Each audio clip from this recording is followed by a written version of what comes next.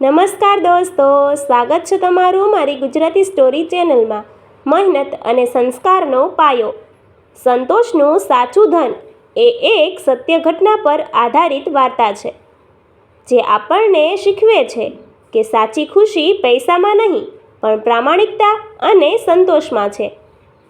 અમદાવાદ શહેરના એક ગીચ વિસ્તારમાં મગનભાઈ પોતાના પરિવાર સાથે રહેતા હતા. પરિવારમાં તેમની પત્ની શારદાબેન અને 12 વર્ષનો દીકરો આયુષ હતો.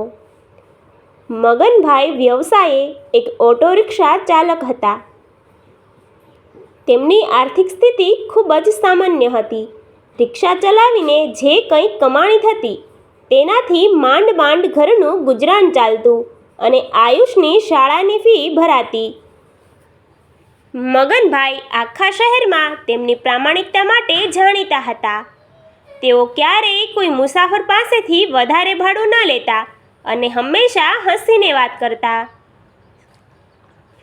તેઓ પોતાના દીકરા આયુષને હંમેશા એક જ વાત કહેતા, બેટા, મહેનતનો રોટલો જ સદાય મીઠો લાગે. ખોટી રીતે મેળવેલું ધન ક્યારેય સુખ આપતું નથી. ચોમાસાના દિવસો હતા. એક સાંજે ભારે વરસાદ પડી રહ્યો હતો. મગનભાઈ પોતાની રિક્ષા લઈને કાલુપુર રેલવે સ્ટેશન પાસે ઊભા હતા. ત્યાં એક સૂટ બૂટ પહેરેલો ભદ્ર પુરુષ તેમની રિક્ષામાં બેઠો. તે માણસ ખૂબ ઉતાવળમાં હતો. તેણે મગનભાઈને સેટેલાઇટ વિસ્તારમાં એક મોટી ઓફિસે પહોંચાડવા કહ્યું. ભારે ટ્રાફિક અને વરસાદની વચ્ચે પણ મગનભાઈએ તે મુસાફરને સમયસર તેમની મંજિલ સુધી પહોંચાડી દીધા.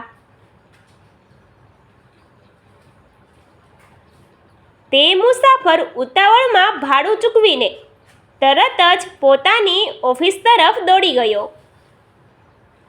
મગનભાઈએ પણ વરસાદ વધી રહ્યો હોવાથી પોતાની રિક્ષા ઘર ભણી વાળી લીધી.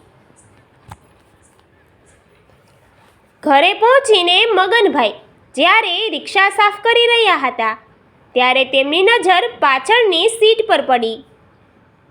ત્યાં એક કાળા રંગની ચામડાની બેગ પડી હતી. મગનભાઈએ બેગ ખોલીને જોયું તો તેમના હોશ ઉડી ગયા. બેગમાં ચળકતી નવી નોટોના બંડલ, સોનાના દાગીના અને કેટલાક મહત્વના દસ્તાવેજો હતા.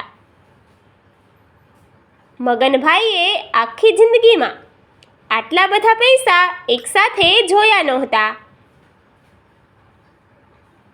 અંદાજે તે 20 લાખ રૂપિયાથી વધુની રકમ હતી. તે જ સમયે તેમની પત્ની શારદાબેન અને દીકરો આયુષ પણ ત્યાં આવી ગયા. આટલા બધા પૈસા જોઈને એક પળ માટે શારદાબેનના મનમાં વિચાર આવ્યો, જો આપણે આ પૈસા રાખી લઈએ તો આપણી બધી ગરીબી દૂર થઈ જશે, નવું ઘર આવી જશે અને આયુષને મોટી સ્કૂલમાં ભણાવી શકાશે. મગનભાઈએ શારદાબેનની આંખોમાં એ લાલચ જોઈ લીધી. તેમણે શાંતિથી શારદાબેનનો હાથ પકડ્યો અને કહ્યું, શારદા, આ પૈસા આપણા નથી. જે માણસની આ બેગ ખોવાઈ હશે, અત્યારે તેની શું હાલત હશે એનો વિચાર કર. કદાચ આ પૈસા કોઈની દીકરીના લગ્નના હોય અથવા કોઈની હોસ્પિટલની ફીના હોય. જો આપણે આ પાપનું ધન ઘરમાં રાખીશું તો આપણી શાંતિ છીનવાઈ જશે.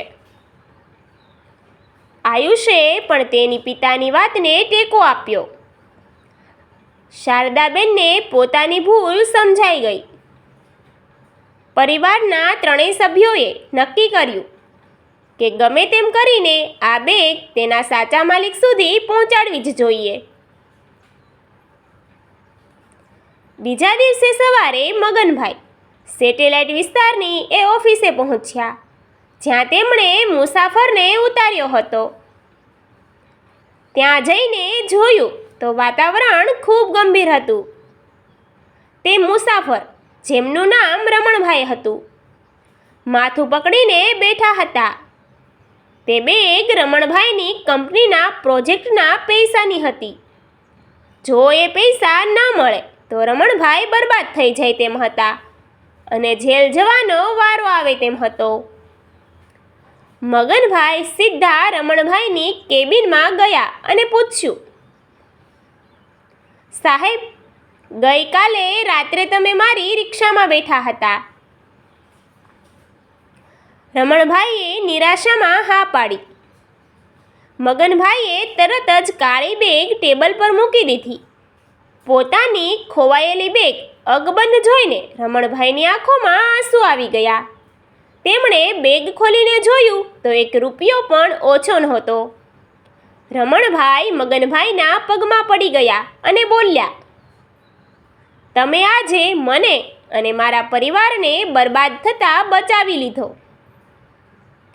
આજના જમાનામાં પણ તમારા જેવા ઈમાનદાર માણસ હોઈ શકે એ માન્યમાં નથી આવતું.